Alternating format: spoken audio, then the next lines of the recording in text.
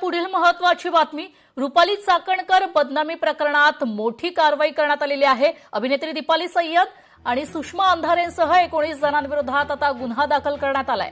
बदनामीकारक मजकूर प्रसारित केल्याप्रकरणी हा गुन्हा आता दाखल करण्यात आलेला आहे। तर या संदर्भात दीपाली सय्यद यांच्याशी बातचीत केली आमच्या प्रतिनिधी स्नेहा जाधव यांनी। राष्ट्रवादीच्या रुपाली चाकणकर यांनी बदनामी प्रकरणी 19 जणांवरती पोलिसांना गुन्हे दाखल करण्यास सांगितले होते। त्याच 19 जणांवरती एफआयआर दाखल करण्यात आलेली आहे। त्यामध्ये प्रामुख्याने दीपाली सय्यद यांचं देखील नाव आहे।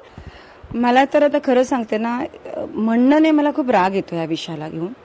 कारण सगळ्यात पहिली गोष्ट, मी आतापर्यंत खूप रिस्पेक्टफुली बोलले। मी नाही कधीच असभ्य भाषा वापरली आहे, नाही मी कुठलं अश्लील माझ्या पोस्टवरून मी पेजवर पोस्ट केलेलं आहे। जर मग तुम्ही माझ्यावर जो आळ टाकताय ते मला आधी सिद्ध करा। सेकंड थिंग, जेव्हा तुम्ही दिल्ली कोर्टात जाऊन तुम्ही माझ्यावर केस ऑलरेडी केलेली आहे। दिल्ली कोर्टामध्ये आमचं ऑलरेडी ह्या गोष्टीला वाद चालू असताना तुम्ही आमच्यावर 25 करोडचा दावा टाकलात। त्याच्यावर मी 500 करोडचा दावा टाकला।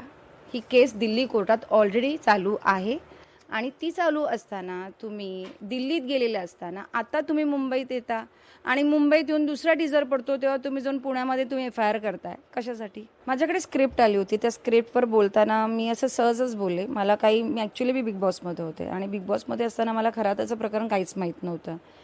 मला बाहेर आल्यानंतर स्क्रिप्ट आली, स्क्रिप्ट वाचताना मी असंच बोलले आणि बोलता की मी हा पिक्चर आलाय आणि पिक्चर करणार आहे।